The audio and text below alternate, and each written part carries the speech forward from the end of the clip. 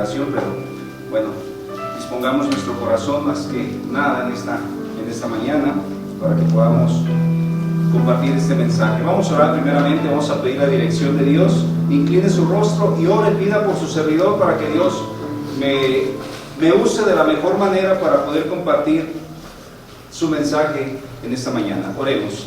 Padre, en el nombre de Cristo te doy gracias por este momento. Gracias, Señor, porque de repente hay situaciones que no están en nuestras manos, pero gracias porque tú das la sabiduría, el conocimiento y de otra manera, Padre, nos ayudas a solucionar los imprevistos. Gracias, Padre eterno. Que el propósito no se haya perdido, el haberte dado la honra y la gloria que te mereces, Padre eterno, a través de tu Hijo Cristo Jesús. Te ruego, Padre, que me des la ciencia y el conocimiento, Señor, pero sobre todo la guía y la dirección del Espíritu Santo para poder compartir el mensaje.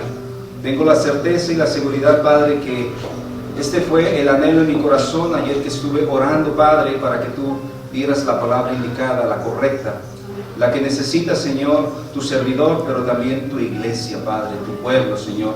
Ruego que tú me des la manera, la forma de cómo compartirla, Padre, y de igual manera que pueda ser entendible, Señor. Prepara el corazón de los presentes, que seamos esa tierra dispuesta a recibir la semilla que es el mensaje de la palabra de Dios. Oro en el nombre de Jesús. Amén. Hermanos, si alguien trae celular, apáguenlo, por favor. No quiero que suene la chona o algo y yo en pleno sermón, por favor. Hay tonos de celular que no edifican, hermanos. Entonces apáguenlo, por favor, para que no haya distracciones y poder entrar en materia.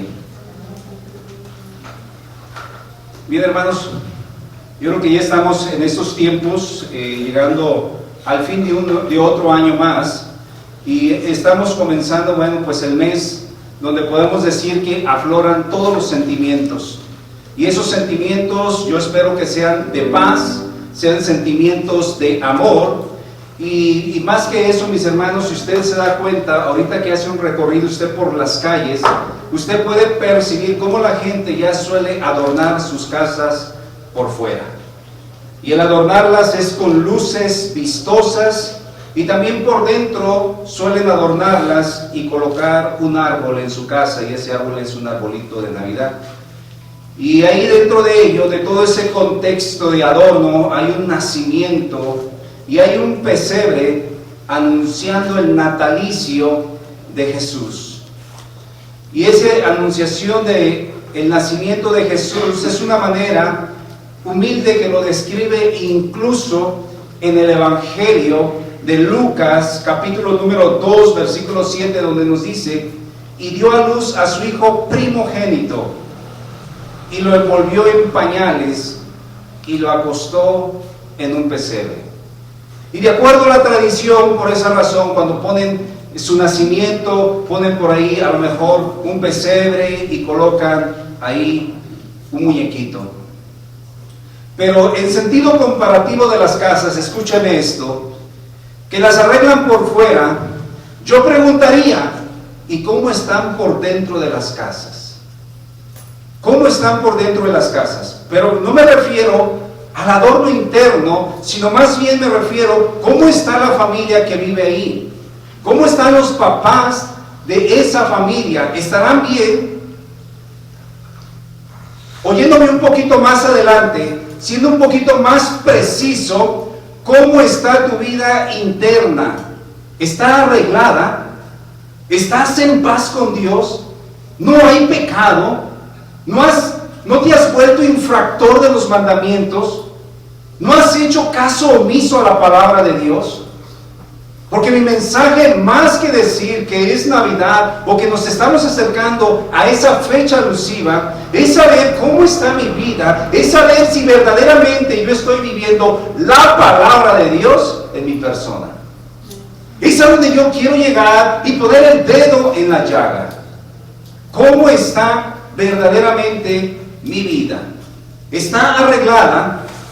¿Y saben por qué les comento esto? Porque de lo de adentro se refleja hacia afuera.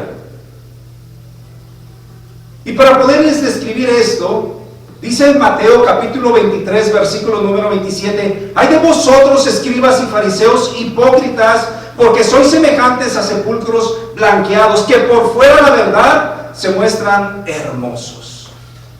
Pero sigue diciendo el pasaje, mas por dentro están llenos de huesos muertos y de toda inmundicia. Qué tremendo saber cómo el Señor, de esas palabras que quizá en su momento se pueden sentir hirientes, lastimosas, pero también confrontan para saber cómo está nuestra vida. No solamente vivir de fachadas, sino saber cómo estamos internamente, saber si nuestra vida verdaderamente está reflejando a aquel que nos llamó de las tinieblas a su luz admirable. ¿Cómo está entonces nuestra vida? ¿Qué es lo que estamos reflejando?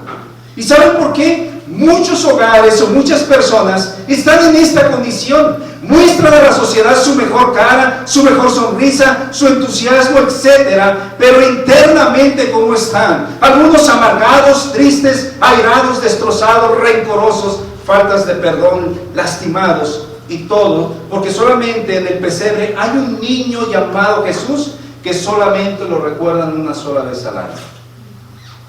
Nada más. Eso es lo que puede suceder en un mundo caído, donde la carnalidad verdaderamente nos gana y no le damos el verdadero significado al nacimiento. Y no me refiero a decir que Jesús nació en esa fecha. No me refiero a eso, porque no es de esa manera, sino que el mensaje va más allá, sobre el verdadero nacimiento de Cristo, pero en tu persona, en tu vida. El día que le permitiste que Él entrase a tu corazón y que no solamente fuese el Salvador, sino que fuese el Señor de tu vida. Eso es lo importante. Entonces, esto me lleva al título del mensaje: el mundo ama al bebé que nació en un pesebre. ¿Y saben por qué digo esto? Porque el día 24 por la noche, en lo personal, a mí me ha tocado ver que la gente le hace un rezo, agarra el muñeco y lo trae en manos, lo pasa de una mano en otra, lo besan y nada más. Por esa razón dice que el mundo ama al bebé que nació en un pesebre. Pero aquí viene el propósito del mensaje, escúchemelo, que es la segunda parte de este título. Pero rechazan al adulto. Es decir, rechazan a Jesús en su adultez. Porque si verdaderamente le obedeciéramos, entonces acataríamos lo que dice en el Evangelio de Juan capítulo 14, versículo 15: si me amáis, guardad mis mandamientos. Y yo preguntaría nuevamente, a mí me gusta hacer muchas preguntas: ¿cuánto amas a Jesús? A lo mejor no me respondería, pero si yo dijera, ¿amas a Jesús?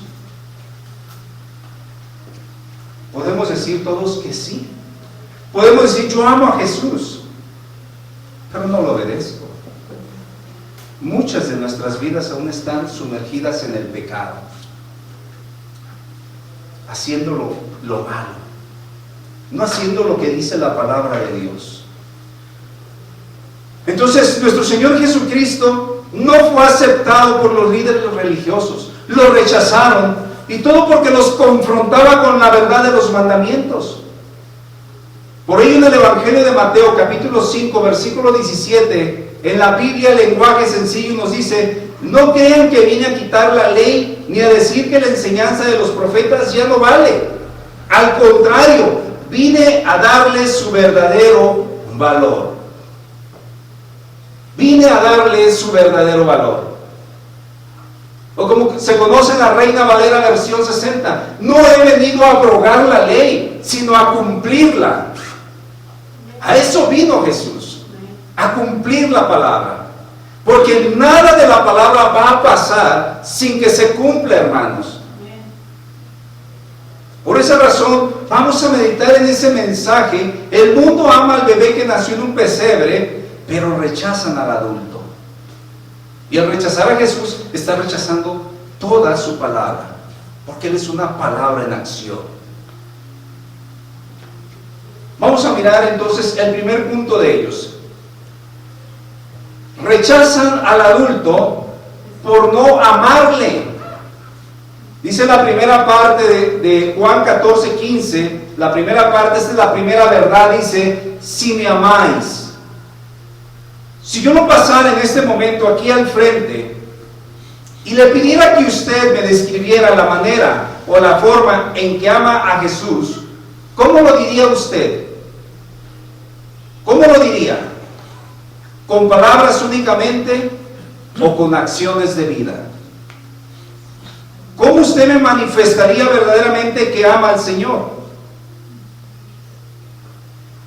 Ayer estaba yo escuchando una porción de un sermón, y en ese sermón, hermanos, de un tal apóstol, y lo digo un tal, es porque para nosotros el apostolado cesó. Pero bueno, este tal apóstol, él decía que Jesús se le había manifestado 2 veces en su vida, y que había tenido la experiencia con el Espíritu Santo. Y no solo dice sentirlo, sino haberlo visto, haberlo escuchado, dice incluso haberlo tocado. Dice que él en ese momento estaba hablando de otro nivel de relación con el Señor. Yo pregunto, ¿esto será amarlo o será presunción? ¿O será egolatría o será vanidad? ¿Y saben por qué? Porque creo que ni el mismo Pablo habló así, de su experiencia personal. Pablo solamente dijo en Hechos de los Apóstoles, capítulo 9, versículo 3, mas yendo por el camino, dice, aconteció que al llegar cerca de Damasco, dice, repentinamente le rodeó un resplandor de luz del cielo. Él no dijo, yo vi a Jesús, yo lo palpé, yo pude estar con Él interactuando, ¿sí? Pero escuchen lo demás. Y cayendo en tierra, dice, oyó la voz que decía, Saulo, Saulo, ¿por qué me persigues? Él dijo, ¿quién eres, Señor? Y le dijo, yo soy Jesús, a quien tú persigues. Dura cosa te es dar coces contra el aguijón. Él, refiriéndose a Pablo, dice, temblando y temeroso, dijo, Señor, ¿qué quieres que yo haga? Cuando nosotros conocemos a Jesús en nuestra vida, dejamos de ser dueños de nuestra vida, dejamos ser dueños de nuestro tiempo, dejamos ser dueños de nuestro espacio y disponemos nuestra vida al servicio del Señor. Por eso yo digo, sí amamos al niño que nació en el pesebre, pero rechazamos al adulto, porque primero están mis necesidades, primero están mis prioridades, primero están mis compromisos, primero está mi trabajo, primero está todo antes que Jesús. Y usted dirá, es que los de afuera lo rechazan. No, también aquí lo rechazamos. Aquí también lo rechazamos. Aquí lo que me impacta a mí de la vida del apóstol Pablo, que le dijo, Señor, ¿qué quieres que yo haga? Disposición, hermanos. Renunciando a sí mismo, incluso a la misma causa que él llevaba de dar muerte o traer a rastras a los cristianos. Él simplemente dijo, ¿qué quieres que yo haga? Y el Señor le dijo, levántate, entra en la ciudad y te diré lo que debes de hacer. Y nuevamente te hago otra pregunta. ¿Cómo demuestro yo amar a Jesús? ¿Cómo lo demuestro? Sería fácil decirlo, yo le amo, yo le sirvo, pero eso no cuesta nada de problema decirlo. A mí lo que me impactaría en mi persona y en la de ustedes es la obediencia y el servicio. Eso es lo que me impactaría de esta iglesia, Casa de Paz. La obediencia y el servicio al Señor.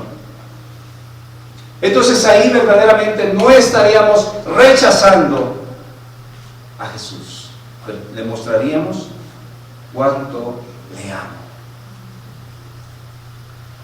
Y para hacerles alusión al rechazo que le tenemos a Jesús, les comento que en cierta ocasión se desarrolló una plática, dice que junto al mar de Tiberias.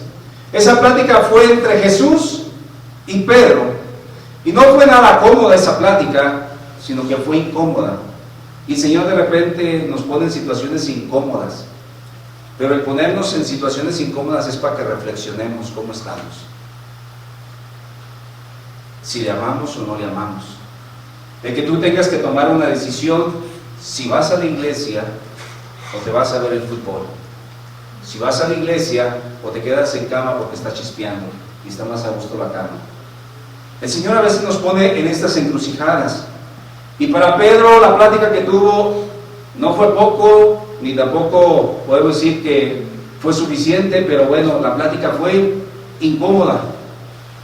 Pero en esa ocasión no solamente estaba Pedro, la palabra nos dice que también estaban en total 7 en ese lugar.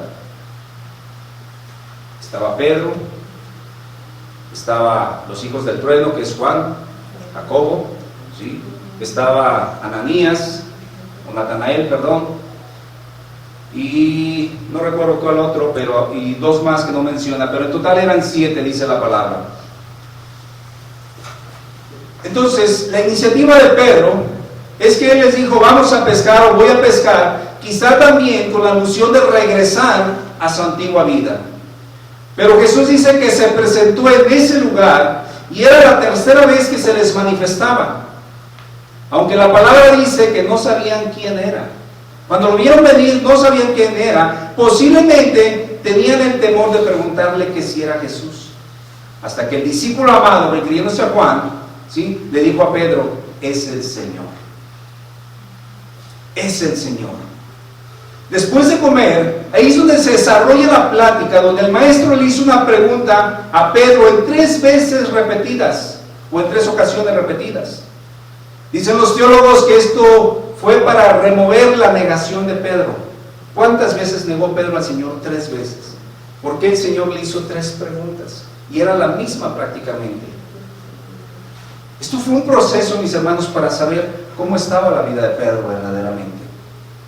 Si había ya dado ese paso final de amar al Señor sobre todas las cosas. Y ese amar al Señor sobre todas las cosas es el paso que usted y yo necesitamos dar en el escalón. Amar al Señor sobre, no por debajo, sobre todas las cosas.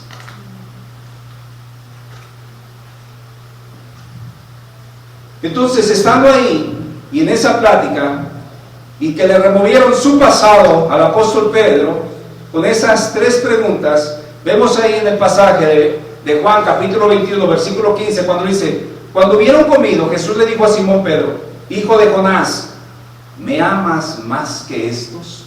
O sea, refiriéndose a los otros discípulos. Le respondió, sí, Señor, tú sabes que te amo. Él le dijo, apacienta mis corderos, apacienta mis corderos. La respuesta de Pedro solo mostraba un amor de amistad en ese momento hacia el Señor, pero queriendo ratificar su negación, le dijo que él cuidaría de los corderos, o sea, de los discípulos más jóvenes, de los más tiernos que había en esa experiencia cristiana. Pero ¿cuál era el amor que le estaba manifestando en ese momento Pedro al Señor? Era un amor filial. ¿Cuál es el amor filial? El amor de amistad nada más. Pero Jesús no quiere un amor solamente de amistad. Porque cuando tú tienes un amor de amistad, simplemente porque le has conocido así, someramente, por encimita nada más, hermanos. Y Jesús no quería eso. Por eso en el versículo 16 volvió a decirle la segunda vez, Simón, hijo de Jonás, ¿me amas? Pedro le respondió, sí, Señor, tú sabes que te amo. Le dijo, pastorea mis ovejas. Esa expresión de pastorea le estaba diciendo, atiende, cuida como pastor a mis ovejas.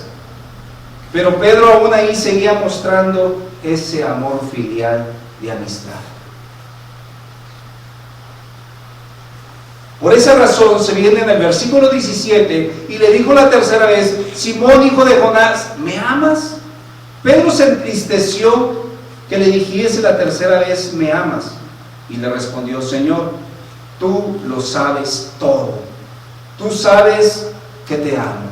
La palabra fue contundente que llegó al corazón de Pedro, y él se pudo volver de esa negación que le había hecho delante de los hombres, y ahora había aceptado ese amor sacrificial para su persona.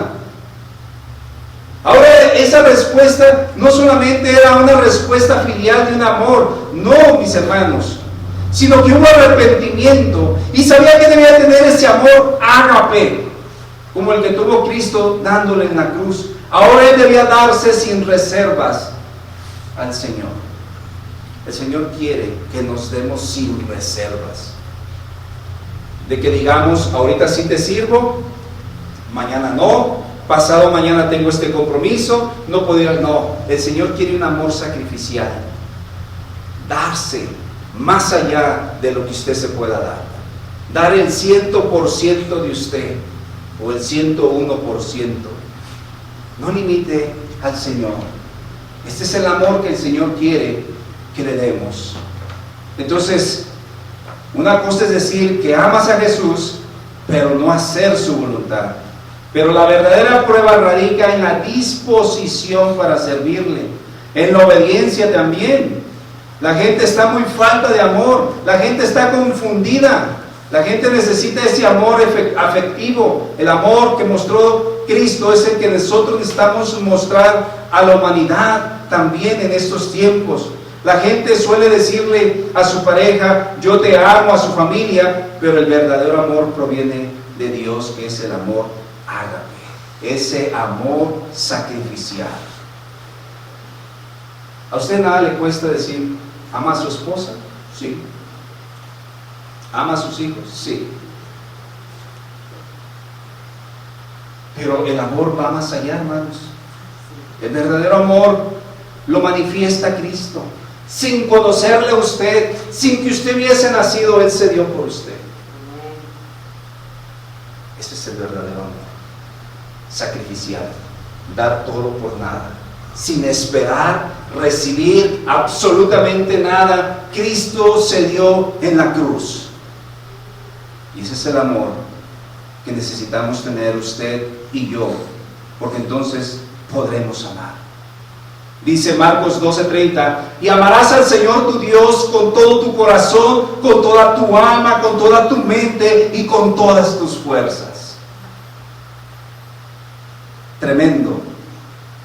Toda una integridad de persona amando al Señor. Dice: este es el principal mandamiento, versículo 33 de Marcos 12: y el amarle con todo el corazón, con todo el entendimiento, con todo el alma y con todas tus fuerzas, y el amar al prójimo como a uno mismo, es más que todos los holocaustos y los sacrificios. Entonces aquí vendría: en este momento tú odias a alguien, no has perdonado a alguien, verdaderamente dices amar al Señor, y hay algún resentimiento aún internamente dentro de ti. ¿Cómo dices amarle al Señor a quien no has visto, y a tu hermano quien ves no amarle? Por eso rechazamos a Jesús, porque no obedecemos su palabra.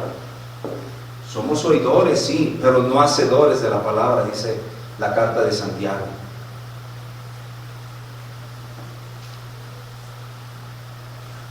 Esto me lleva a mi segundo punto, hermanos. Rechazan al adulto por no guardar su palabra. Juan capítulo 14, versículo 15, la parte B dice: guardad mis mandamientos. Hoy en día vivimos en sí mismos ante una sociedad que nos mostramos indiferentes con los demás, y al mostrarnos indiferentes es que no vemos el dolor ajeno, no vemos el sufrimiento humano, y cerramos nuestro corazón y nos decimos ser cristianos, pero en ningún momento obedecemos o acato a la palabra. Por esa razón somos quienes rechazamos a Jesús por no guardar su palabra. ¿Por qué tuvo tantos enfrentamientos nuestro Señor Jesucristo con los religiosos? Porque solamente imponían cargas pesadas que ni ellos con un solo dedo querían moverlas. Y Jesús estaba fastidiado de eso. Y Jesús a veces se fastidia de nosotros, que escuchamos un mensaje, escuchamos otro, qué bien estuvo ahora, pero la palabra no llega al corazón. La palabra no se perpetúa en nuestra vida. La palabra no se pone en práctica. Vemos que la gente sufre, que la gente está ausente de Jesús en sus vidas, y nosotros decimos, pues yo me siento bien, y nos olvidamos del dolor humano, y no queremos compartir lo que de gracia recibimos. Y decimos ser cristianos obedientes de la palabra. Les voy a compartir un ejemplo de un necio. Y este necio está en el Antiguo Testamento, ahí en la carta en el libro de Samuel. Y yo me pregunto, ¿cómo era posible, referente a este hombre necio, cómo era posible que ese hombre nunca supiera quién era David? Ahorita les voy a dar el nombre de ese necio. Nunca supiera quién era David, que no haya incluso ni escuchado su enfrentamiento con el gigante Goliat, o que David le trajo al rey Saúl 200 prepucios de los filisteos, o como que el rey Saúl estaba siguiendo a David para matarle. Sin embargo, cuando David mandó a pedir apoyo de alimento y decirle que sus pastores estuvieron con ellos y que les cuidó y que nunca les hizo falta nada, su respuesta de este hombre fue irónica. Por eso digo que se portó neciamente. Y nosotros a veces escuchamos la palabra de Dios, sabemos qué hizo Jesús en la cruz, sabemos la multiplicación de los panes, cómo sanó un cojo, cómo la mujer del manto fue y tocó el borde, sabemos tantas cosas, pero no vivimos su palabra.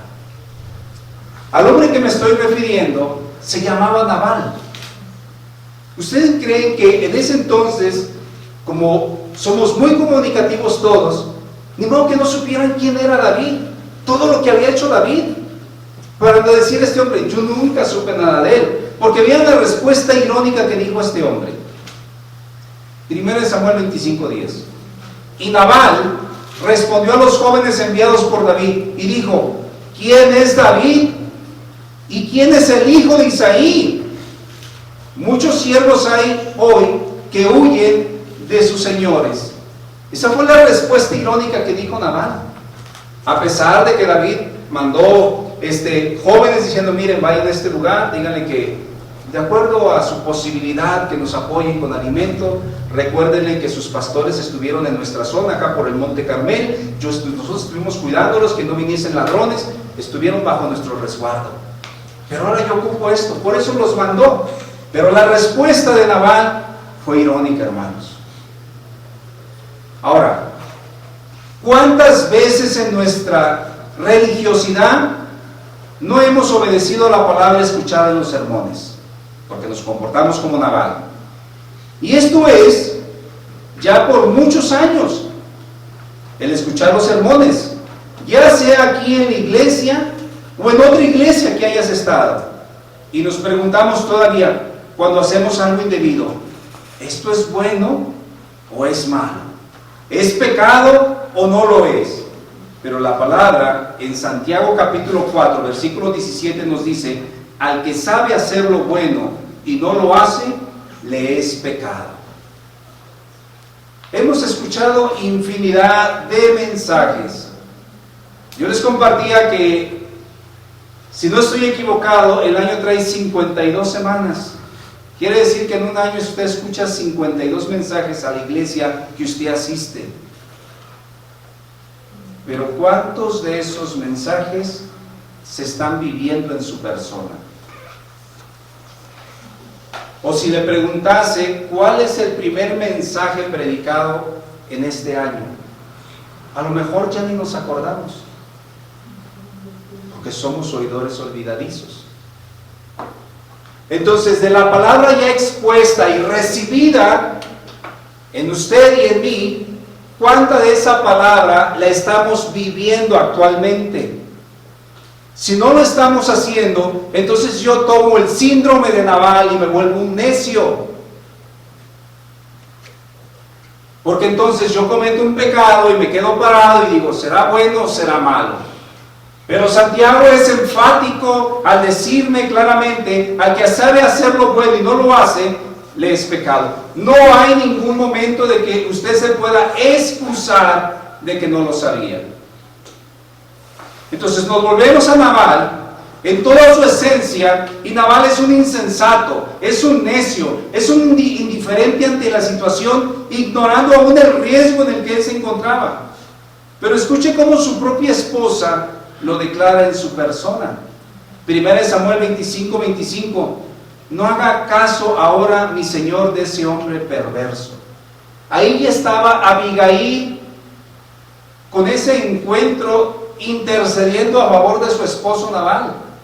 Abigail fue y le está diciendo, no haga caso, mi señor, de ese hombre perverso de Nabal, porque conforme a su nombre, así es. Él se llama Nabal, mas yo, tu sierva, no vi a los jóvenes que tú enviaste. ¿No has visto tú por casualidad cuando lees la palabra cómo Dios se manifiesta? Porque es el autor de la palabra. Y no podemos decir, yo no sabía.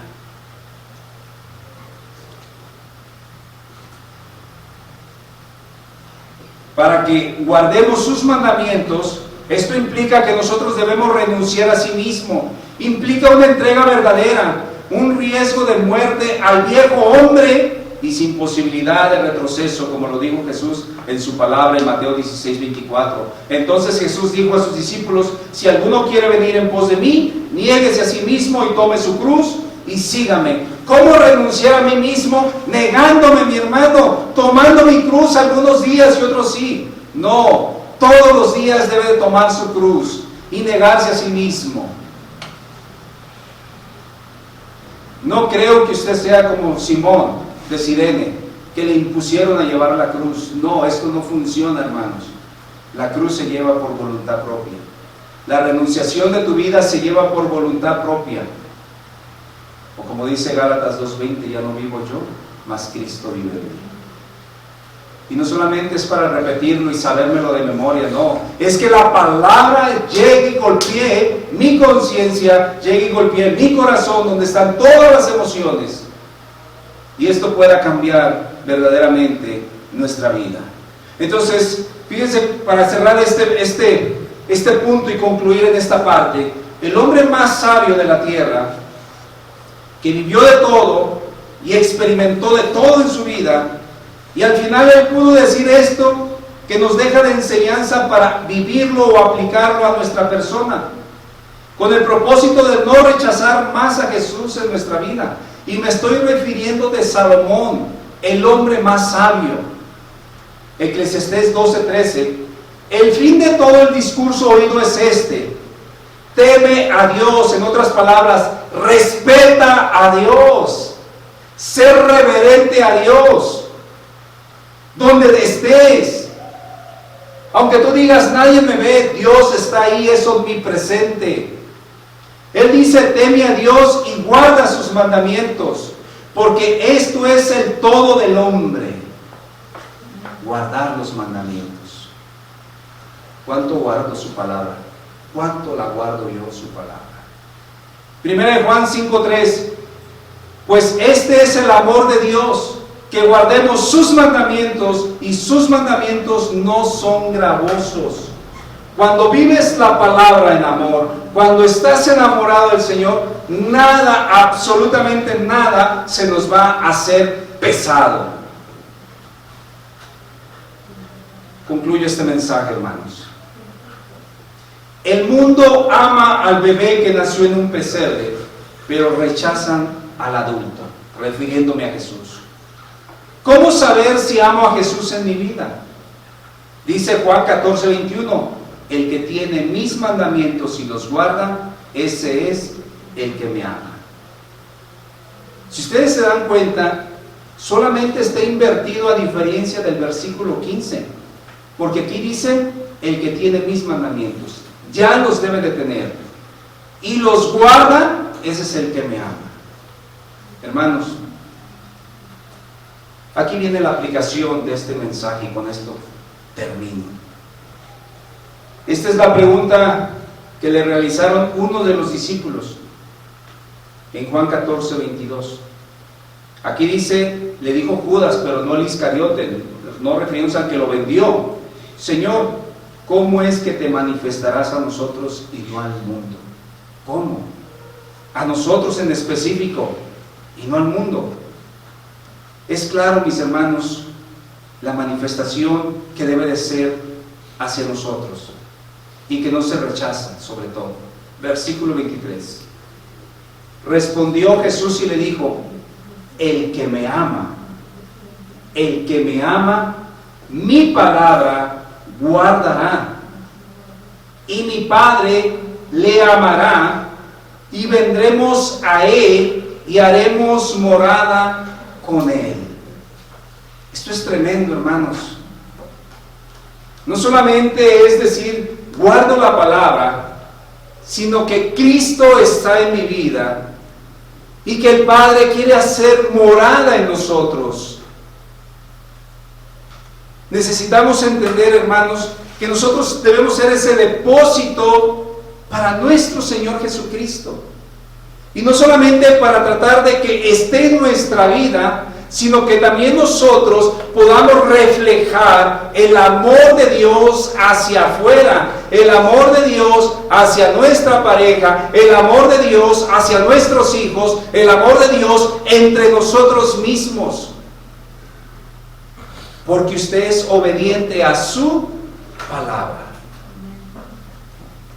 Es la manera de que se va a manifestar en nuestra vida.